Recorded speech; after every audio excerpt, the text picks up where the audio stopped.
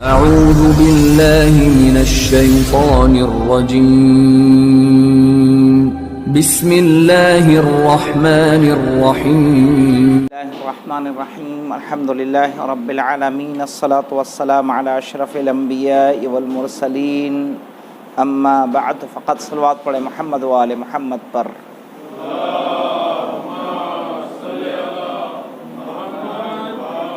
آج ماہ رمضان المبارک کا دوسرے دن کی دعا ہمارے ساتھ پڑھ لیجئے۔ بسم اللہ الرحمن الرحیم۔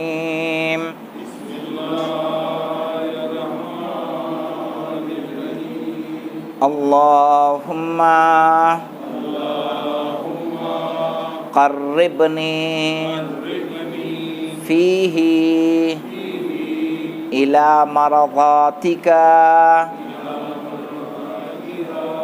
وجنبنی فیہ من سخطک ونقماتک ووفقنی فیہ لقراءۃ آیاتک برحمتک یا ارحم الراحمین۔ یعنی اے اللہ، آج کے دن ہمیں اپنی مرضی سے قریب کر دے اور اپنی ناراضگی اور اپنے عذاب سے ہم سب کو بچا لے، اور اپنے آیات یعنی قرآن کریم کی تلاوت کی توفیق عطا فرما، اے سب سے زیادہ رحم کرنے والے۔ پہلی چیز جو اس میں ہم نے دعا کی کہ پالنے والے تو اپنی مرضی اور رضا سے قریب کر لے، کہ جو ایک عظیم مقام ہے، ہر کسی کو جلدی حاصل نہیں ہوتا کہ اللہ اس سے راضی ہو جائے۔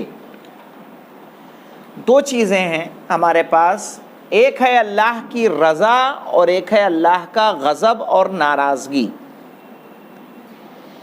اللہ کے رضا سے قریب ہونے کی دعا مانگی گئی ہے، اور اللہ کے غضب سے، اللہ کے عذاب سے بچانے کی دعا مانگی گئی ہے۔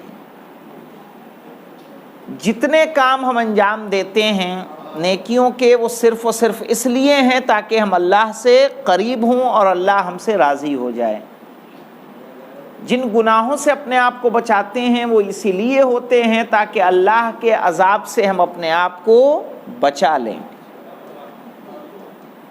ائمہ کے بارے میں سیرت میں آپ نے پڑھا ہوگا کہ نماز کے لیے ہمارے چوتھے امام کھڑے ہوتے تھے تو چہرے کا رنگ متغیر ہو جاتا تھا۔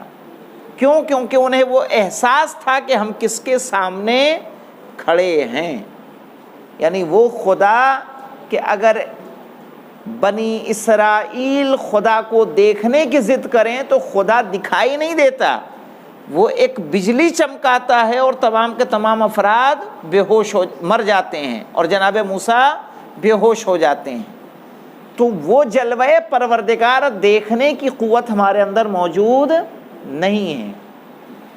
اس کے باوجود جب ائمہ، وہ خدا جو ان کو بظاہر دکھائی نہیں دے رہا ہے لیکن اس کے وجود کا احساس ان کے اندر اتنا تھا کہ جب وضو کرتے تھے، نماز پڑھتے تھے تو ان کے بدن میں لرزہ پیدا ہو جاتا تھا۔ اور امام حسین علیہ السلام کو دیکھیے کہ کربلا کے میدان میں اتنی قربانیاں دینے کے بعد جب خدا نے ان سے کہا یا ایتھا النفس المطمئنہ ارجعی الی ربک راضیۃ مرضیہ، کہ اے نفس مطمئنہ اپنے رب کی طرف پلٹا، تیرا رب بھی تجھ سے راضی ہے اور تو بھی اس سے راضی ہے۔ یعنی یہ وہ منزلت ہے کہ جہاں قربانیاں دینی ہوتی ہیں، اتنا آسان نہیں ہے۔ ہم چاہیں کہ دن بھر کھاتے پیتے رہیں اور اللہ ہم سے راضی ہو جائے تو وہ ہونے والا نہیں ہے۔ صحیح؟ جناب یونس نہیں، جناب صالح کے قوم والے انہوں نے کہا کہ ایسا ہے آپ اپنا معجزہ دکھائیے، آپ اپنے اللہ سے مانگیے اور ہم بھی اپنے اللہ کو راضی کرتے ہیں۔ تو انہوں نے کیا کیا، آگے اپنے بتوں کے سامنے اور راضی کرنے کے لیے خوب ناچے تاکہ ان کا خدا ان سے راضی ہو جائے۔ ناچے، اچھے اچھے کھانے ان کے آگے رکھے، صحیح ہے، ننگے ہو کے ناچے، لیکن پھر بھی ان کے اللہ نے ان کی نہیں سنی۔ اور جناب جب صالح گئے اور جانے کے بعد پہاڑ پہ کہا کیا دیکھنا چاہتے ہو، کہا اس پہاڑ سے ایک اونٹنی اور ایسی ایسی اونٹنی نکالیں۔ جناب صالح نے دعا کی اور وہ اونٹنی باہر آ گئی۔ پھر کہا، اس پہ بھی ان کو اعتماد نہیں ہوا تو کہا ایسا دعا کریں کہ ابھی اس کے بطن سے، اس کے پیٹ سے ایک بچہ ظاہر ہو جائے۔ ظاہر ہے قدرت خدا سے کوئی چیز باہر نہیں ہے۔ تو رضائے پروردگار کے لیے صحیح ہے انسان ذلیلوں والے کام نہیں کرنے ہیں، ہمیں وہ کام کرنے ہیں کہ جو خدا چاہتا ہے۔ ابھی کل ہی ایک نیوز دیکھ رہا تھا میں کہ کہیں پہ کچھ لوگ، جو ایک ٹوائلٹ تھا جو کیسریا رنگ سے رنگا ہوا تھا اور بند تھا، اسے مندر سمجھ کے اس کے گیٹ پہ کچھ لوگ پوجا کرتے رہے اور تقریباً 1 سال پوجا کرتے رہے۔ تو رنگ سے اگر آپ جائیں گے تو آپ کے ساتھ اس طرح کا دھوکہ ہو سکتا ہے۔ ہمیں وہ کام کرنا ہے کہ جو خدا چاہ رہا ہے، خدا جن سے راضی ہے۔ اور اسی لیے تیسری بات جو اس میں دعا مانگی گئی ہے، وَوَفِّقْنِي فِيهِ لِقِرَاءَةِ آیَاتِكَ، کہ اے اللہ، کیونکہ یہ وہ کام ہے کہ جس سے خدا راضی ہوتا ہے۔ ماہ رمضان المبارک میں ایک آیت پڑھیں گے اگر آپ، تو پورے قرآن کے پڑھنے کا ثواب جتنا عام دنوں میں ملتا ہے اتنا ایک آیت کے پڑھنے کا ثواب ہے۔ کوشش کرنی چاہیے کہ کئی قرآن انسان ختم کرے، ایک نہیں۔ ہم تو بڑی مشکل سے جو لوگ وہ بھی قرآن خوانی میں شریک ہوتے ہیں یا اس کے علاوہ جن کو توفیق ہوتی ہوگی، وہ آخر رمضان میں ایک قرآن کریم کو ختم کر پاتے ہیں۔ ہمارے ائمہ مہینے بھر میں 40 قرآن ختم کرتے تھے۔ بعض حضرات تاکید کی گئی ہے کہ 5 دن میں قرآن ختم کریں، 3 دن میں قرآن ختم کریں، یا کم سے کم 1 دن میں قرآن ختم کریں۔ سوچئے، آپ کو ممکن نظر نہیں آئے گا کہ کیسے ممکن ہے، لیکن قرآن کریم وہ کتاب ہے کہ جب آپ مستقل اس کو پڑھتے رہیں گے آپ کی اسپیڈ میں اضافہ ہوتا چلا جائے گا۔ جس پارے کو پڑھنے میں آپ کے ابھی 35 منٹ صرف ہوتے ہیں، بعد میں وہ 30 منٹ، 25 منٹ، 20 منٹ پہ بھی آ سکتا ہے۔ صحیح ہے، اور عادت کے مطابق جتنا ہم تلاوت کرتے جائیں گے بآسانی۔ میں نے یہ خود نے تجربہ کیا ہے گزشتہ ایام میں کہ جب میں نماز کے لیے آتا تھا تو یہ بغل میں قرآن رکھا ہے، 5 منٹ کا وقفہ جو ہوتا ہے، 5 منٹ 10 منٹ کا جو وقفہ پہلے آ گئے اگر ہم، اس میں پڑھ کے قرآن ختم ہو گیا۔ سوچئے کیا ہے، یعنی کوئی الگ سے وقت آپ کو نہیں دینا۔ آپ مسجد میں پہلے آ جاتے ہیں، ادھر ادھر کی باتیں کرنے سے اچھا اگر قرآن پڑھیں گے، ہو سکتا ہے کئی صفحے آپ پڑھ جائیں، صحیح ہے وقت، لیکن یہ ہے کہ توجہ ہونی چاہیے، صحیح ہے، ورنہ تو کتنا وقت انسان کا ضائع ہو جاتا ہے۔ اب تو آسانی ہے کہ انسان کے موبائل میں موجود ہے، جہاں چاہے وہاں کام کر سکتا ہے، اور وقت کو غنیمت آپ کو کرنا ہے۔ مثال کے طور پر میں اس سال تو ایسا ممکن نہیں ہوا، پچھلے سال ہماری اہلیہ کو کہیں جانا تھا اور مجھے بھی کام تھا، مجھے اپنے کورس کی جو امتحان لیے تھے کاپی چیک کرنی تھی۔ کیا کیا؟ کاپی کو گاڑی میں رکھا، ان کو لے گیا، لے جا کے جو کرنا ہے وہ کرو، ہم اپنا گاڑی میں وہ کام کرتے رہیں۔ آپ بھی کہیں جاتے ہوں گے، ایسا تو ہے نہیں، ہر جگہ آپ ساتھ جاتے بھی نہیں ہوں گے، آپ گاڑی میں بیٹھے بیٹھے، موبائل پہ بیٹھے بیٹھے بھی، آپ بائک پہ بیٹھے بیٹھے بھی اگر پڑھنا چاہیں گے تو ہو سکتا ہے جتنا وقت آپ کی اہلیہ کا دکان میں جائے گا اتنے میں آپ کا ایک پارا ہو جائے گا۔ صحیح ہے، بس توجہ کی بات ہے کہ آپ کتنا متوجہ ہوتے ہیں۔ تو ایک آیت کی تلاوت ہمیں برحمتک یا ارحم الراحمین، لیکن یہ بھی جب تک اللہ کی رحمت شامل حال نہ ہو ممکن نہیں ہے۔ اب آ جاتے ہیں ہم اپنے موضوع پہ۔ ہمارا موضوع ہے امام زمانہ کی شخصیت، جو ہمارے زمانے کے امام ہیں۔ میں نے حدیث آپ کو بیان کی تھی کہ من لم یعرف امام زمانہ، جو اپنے زمانے کے امام کو نہ پہچانے، ماتا میتتن جاہلیہ، تو وہ جاہلیت کی موت مرتا ہے۔ اور یہ باقاعدہ ایک موضوع ہے کہ جب امام کا ظہور ہوگا تو ظہور ہونے کے بعد انہیں پہچانے گا کون؟ بھائی دیکھا نہ ہم نے ہے نا آپ نے، آخر کون گواہی دے گا کہ یہی امام ہیں، ان کو مانو؟ وہ ایک مسئلہ ہوگا، اور یہ کب ہوگا؟ ظہور کے بعد، اور اس کے لیے بھی مراجع کی ضرورت ہوگی۔ بھائی کون جج کر سکتا ہے کہ یہ امام ہیں یا نہیں ہیں؟ بھائی آپ کے جو سوالات ہوں گے ایک عام عالم دین بھی اس کا جواب دے سکتا ہے، لیکن وہ صلاحیت، وہ قدرت، وہ ایبلٹی جو امام کے اندر ہونی چاہیے، آیا امام زمانہ میں ہے یا نہیں ہے، یہ چیک کرنے کے لیے اس کے اندر بھی صلاحیت ہونی چاہیے کہ نہیں ہونی چاہیے؟ بھئی جب آپ کے اندر ایبلٹی نہیں ہوگی اس طرح کی تو آپ سوال کیسے پوچھ سکتے ہیں؟ ممکن نہیں ہے۔ اس وقت بھی مراجع ہمارے کام آئیں گے، صحیح ہے؟ جو جیسا کہ ہم نے کہا کہ آپ کو واقعہ بتایا تھا امام محمد تقی علیہ السلام کا، کہ جب وہ بچپنے میں امام ہو گئے تھے تو کہا ایک بچہ امام کیسے ہو سکتا ہے؟ بھائی امت کی رہبری کا مسئلہ ہے، پوری شیعہ قوم 7 سال کا بچہ اس کا کیا ہے؟ رہبر ہے، قائد ہے، امام ہے۔ اس کی امامت کو کیسے تسلیم کیا جائے؟ صحیح ہے، چونکہ ہمارے ہاں وہ سسٹم تو ہے نہیں کہ ہمارے ابا تھے تو ہم بھی ہیں، ائمہ میں ایسا نہیں ہے۔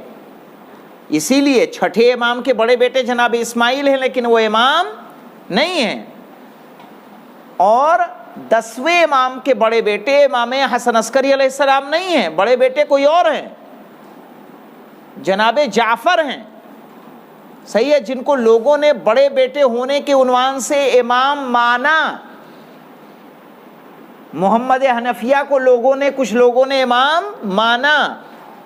تو اب ایسے میں جب امام آئیں گے تو ظاہر ہے ان کی امامت کو ثابت کرنے کے لیے بھی ہمیں کچھ لوگ چاہیے، تاکہ جیسے 80 علماء اس وقت جمع ہوئے تھے جو امام محمد تقی علیہ السلام کے پاس آئے تھے اور وہ اپنے سوالات لکھ کر لائے تھے، پھر ان کی گواہی کے بعد ان کی امامت کو تسلیم کیا گیا، کہا نہیں یہ عام بچہ نہیں ہے بلکہ واقعی امام ہیں، خداوند عالم کا علم ان کے پاس موجود ہے۔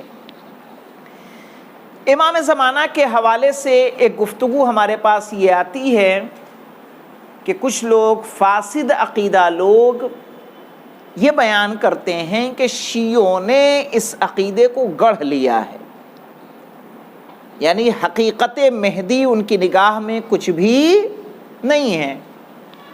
ان کا یہ ماننا ہے کہ یہ خرافات ہے جسے وضع کر لیا گیا ہے تاکہ شیعوں پہ جو سابق زمانے میں مظالم ہوئے ہیں، ظلم ڈھایا گیا، کربلا کا واقعہ ہوا، واقع فخ ہوا، صحیح ہے، مثلا عراق میں شیعہ قتل کیے گئے، الگ الگ ممالک میں ان کو قتل کیا گیا. کہا ان پہ جو ظلم ہوئے ہیں اس ظلم سے تسلی کے لیے انہوں نے اس عقیدے کو گڑھ لیا ہے. مہدی کی کوئی حقیقت نہیں ہے، تاکہ انہیں تسلی دی جا سکے کہ دیکھو ایک آئے گا جو ظلم و جور سے دنیا بھر گئی ہوگی تو اسے کیا کرے گا؟ عدل و انصاف سے بھر دے گا.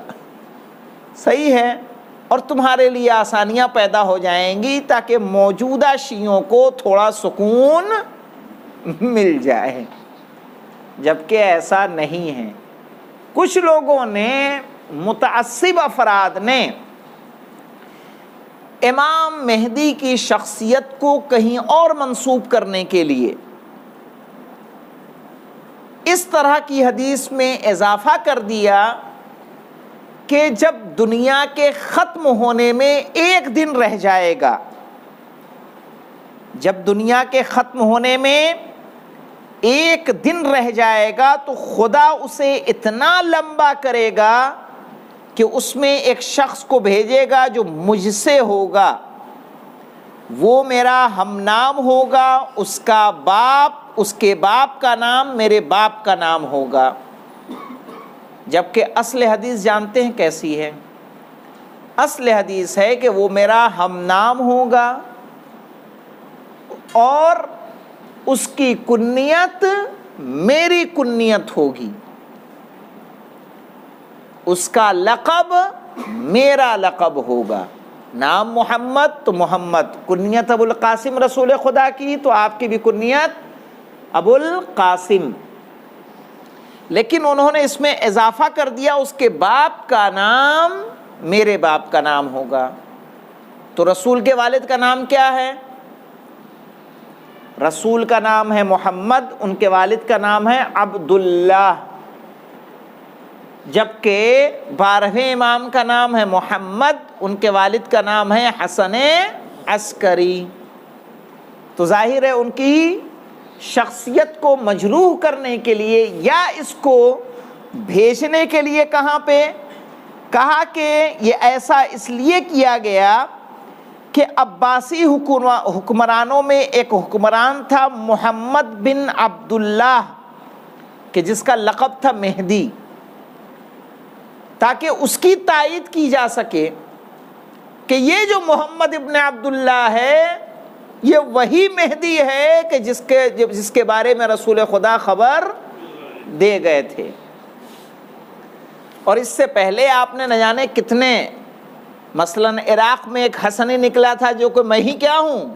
مہدی ہوں. جھوٹے دعوے داروں کی کمی نہیں ہے، جھوٹے نائبین کی کمی نہیں ہے کہ جنہوں نے نائب امام ہونے کا دعویٰ کیا ہے وہ غلط تھے. اور ممکن ہے کہ محمد بن عبداللہ بن حسین جس کو نفس زکیہ کہا جاتا تھا اس کی تائید کے لیے ایسا کیا گیا ہو. جبکہ اس روایت کو بیان کرنے والے جو ہیں وہ ہیں، اس روایت کو بیان کیا گیا ہے، صلوات پڑھے محمد وآل محمد پر،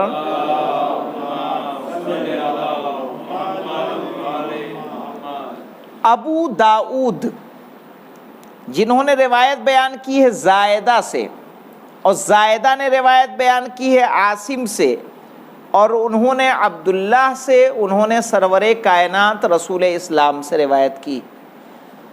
اب حدیث میں زائدہ جو ہے، زائدہ پہ روایت و علم رجال والے مصنفین ہیں، انہوں نے یہ بتایا ہے کہ یہ شخص احادیث میں اپنی طرف سے اضافے کرتا تھا، اپنے من کی باتیں اس میں ایڈ کر دیتا تھا، جو سمجھ میں آیا اس میں شامل کر دیا.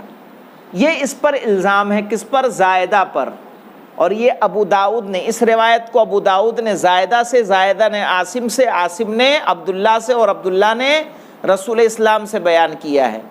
اسی کو کہا جاتا ہے متن حدیث میں جو روات ہوتے ہیں، جو راوی ہوتے ہیں، ان کو علم رجال میں جانا جاتا ہے. کہ علماء رجال نے ان کے بارے میں کیا کہا ہے کہ آخر آدمی سچا تھا یا جھوٹا۔ کچھ لوگ ایسے ہیں کہ جن پر الزام باقاعدہ ہے کہ وہ روایتیں اپنے پاس سے بنا کے پیش کرتے تھے، اس میں ابو ہریرہ جن کا نام آپ نہ جانے کتنی بار سنتے ہوں گے، سمرہ بن جندب، صحیح ہے، یہ بھی روایتوں کو اپنے پاس سے جو روایتیں نہ ہو روایتیں بنا کے پیش کر دینا۔ تو ابو ہریرہ، سمرہ بن جندب، مغیرہ بن شعبہ، مغیرہ بن شعبہ کے بارے میں نے آپ کو معاویہ کے سے جو احادیث اس سے پہلے محرم الحرام میں بیان کی تھیں، کئی روایتیں میں نے ذکر کی تھیں جو مغیرہ بن شعبہ سے تھیں۔ خصوصاً یہ وہ پہلا شخص ہے کہ جس نے یزید کو خلیفہ بنانے کے لیے مشورہ دیا ہے معاویہ کو، مغیرہ بن شعبہ۔ اور یہ تمام افراد کا کام کیا تھا؟ انہی میں سے ایک زائدہ بھی ہے۔ تو کتنے ہو گئے؟ ابو ہریرہ، سمرہ بن جندب، مغیرہ بن شعبہ اور زائدہ۔ یہ لوگ کیا کرتے تھے؟ جو حدیث نہ ہو وہ حدیث بنا دی، یا حدیث میں اپنے پاس سے کچھ ایڈ کر دیا تاکہ ان کا مطلب حاصل ہو سکے۔ اور یہ کام صرف اس لیے کرتے تھے تاکہ اپنے مطلب کو حاصل کر کے حکومت سے پیسے لے سکیں، صحیح ہے، تاکہ ان کے من مطابق بات کریں اور ان سے رقوم لیا جا سکے۔ اب ظاہر ہے ایسے افراد جب احادیث کے اندر کوئی ایسا شخص شامل ہو جائے کہ جس پر اس طرح کا الزام ہوتا ہے تو وہ حدیث پر اعتبار نہیں کیا جا سکتا، جبکہ نہ جانے کتنی احادیث ہیں جو امام مہدی کے وجود کے اوپر دلیل ہے۔ 50 کتابیں اہل سنت کی ہیں، جس میں ینابیع المودہ ہے، شرح ابن ابی الحدید ہے، نہج البلاغہ کی جنہوں نے شرح کی ہے، صواعق محرقہ ہے، اور نہ جانے دوسری کتابیں ہیں کہ جنہوں نے امام مہدی کے وجود پر روایتیں نقل کی ہیں۔ آپ کے بارے میں رسول خدا سے روایت ہے، ائمہ سے روایت ہے، مولائے کائنات جنگ نہروان سے فارغ ہونے کے بعد کہہ رہے ہیں کہ مہدی امر الہی ہے اور وہ ہو کر رہے گا۔ وصیت میں امام مولائے کائنات امام حسن مجتبیٰ کو جب وصیت کر رہے تھے تو وصیت میں آپ نے فرمایا تھا کہ اے بیٹا حسن، کہ ابو محمد تھی، کہا اے ابا محمد آپ مجھ پر نماز جنازہ پڑھائیے گا اور نماز میں 7 تکبیریں کہیے گا، لیکن یاد رہے یہ کام کسی اور کے لیے جائز نہیں ہے سوائے مہدی کے، کہ جو تمہارے بھائی حسین کی نسل سے ہوگا، وہ ظہور فرمائے گا اور خدا کے حکم کو جاری کرے گا، وہ بات کا پکا ہوگا اور اپنے ارادے کا مضبوط ہوگا۔ تو ظاہر ہے امام علی علیہ السلام کا دور کہاں ہے؟ سن 40 ہجری میں۔ آپ کی ولادت کہاں ہے؟ سن 255 ہجری میں۔ خود اگر یہ کہا جائے کہ یہ ایک خرافات ہے جو شیعوں کے لیے کو تسلی دینے کے لیے بنا دیا گیا ہے، تو جو روایتیں بیان ہو رہی ہیں ان کے بارے میں کیا کہیں گے؟ یا جگہ جگہ پہ جو جشن امام قائم ہوتا ہے، جو جشن نور ہوتا ہے، اس کے بارے میں کون کیا کہہ سکتا ہے؟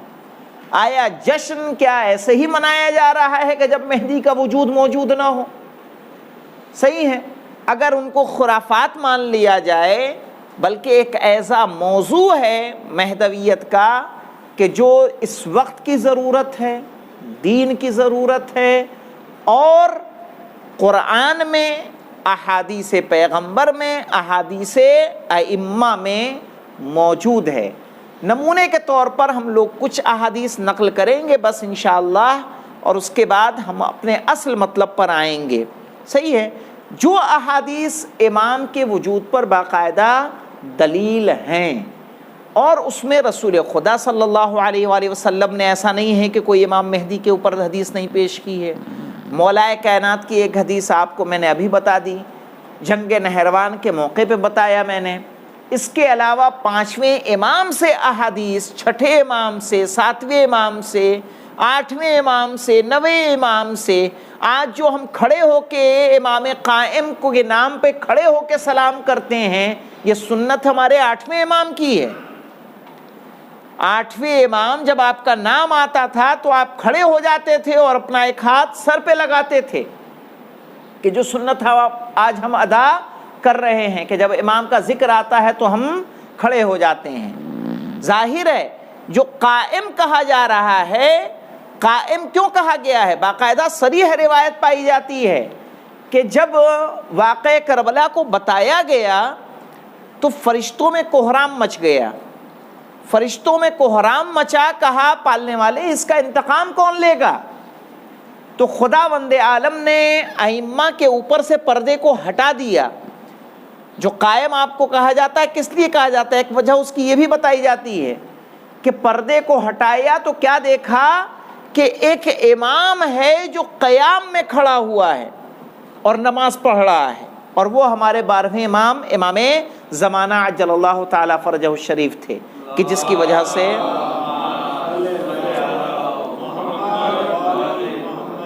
کہ آپ کو قائم کہا گیا۔ اور پھر دوسرا یہ کہ آپ قیام کریں گے، تلوار کے ذریعے قیام ہوگا آپ کا۔ عمر مبارک آپ کی جناب یونس یا جناب عیسیٰ کے مانند ہوگی۔ 40 سال کی عمر ہوگی کہ جب آپ آئیں گے، ان کو وجود کو دیکھتے ہوئے بھی لوگ آپ کے وجود کو نہیں مانیں گے۔ کتنے لوگ ہوں گے کہ جو آپ کا انتظار کرتے ہوں گے پھر منحرف ہو جائیں گے، آپ کے وجود سے انکار کر دیں گے۔ اسی لیے تاکید کی گئی ہے کہ ہم کیا پڑھتے رہیں؟ یا اللہ یا رحمان یا رحیم یا مقلب القلوب ثبت قلبی علی دینک۔ ورنہ ایک شخص تھا، دیکھیے جس کا نام میں بھول رہا ہوں ابھی، کہ جس نے 54 حج کیے تھے، 54 حج۔ ہم ایک حج کرتے ہیں اور سمجھتے ہیں مطمئن ہو جاتے ہیں، 54 حج کرنے کے بعد گمراہ ہو گیا۔ امام زمانہ نے اس کے اوپر توقیع صادر کی اور کہا اس سے بچ کے رہو۔ 54 حج کچھ ہوتا ہے صحیح، اس کے باوجود بھی آپ سوچیں مطمئن ہو جائے۔ ایک حج کرنے کے بعد آدمی حج پہ جاتا ہے، ایک مرتبہ کر کے آ گیا، کہا اب تو میں ایسا ہو گیا ہوں جیسے ماں کے پیٹ سے آیا ہوں، صحیح ہے، تمام گناہوں سے پاک ہو چکا ہوں۔ اور اس کے بعد پھر الٹے سیدھے کام کرنے لگتا ہے کہ اب تو جنت ہے نا، کہ حج کر لے تو جنت کیا ہو جاتی ہے؟ واجب ہو جاتی ہے، جنت واجب ہو جاتی ہے۔ لیکن اس کا بعد یہ نہیں ہے کہ آپ کچھ بھی کرتے رہیں۔ احرام کی پابندیاں احرام تک محدود نہیں ہیں کہ آپ کسی کو پریشان نہیں کر سکتے، ستا نہیں سکتے، اذیت نہیں دے سکتے، گالی نہیں دے سکتے، جھگڑا نہیں کر سکتے، تو ایسا نہیں ہے کہ اس کے بعد کر سکتے نہیں، اس کے بعد بھی وہ پابندیاں رہتی ہیں۔ تو جب 54 حج گمراہ ہونے سے نہیں بچا سکتا تو ایک حج تو کافی ہو ہی نہیں سکتا ہے۔ تو ہمیں ہمیشہ اپنے آپ کو خدا کے حضور اپنے اعمال کے لیے خوف زدہ رہنا چاہیے۔ علامت مومن میں سے یہی ہے کہ ہر وقت ڈرتا رہے کہ میں نے عمل کیا، یہ اللہ کی بارگاہ میں قبول ہوا یا نہیں ہوا۔ انشاءاللہ باقی گفتگو آئندہ ہوگی۔ والحمدللہ رب العالمین۔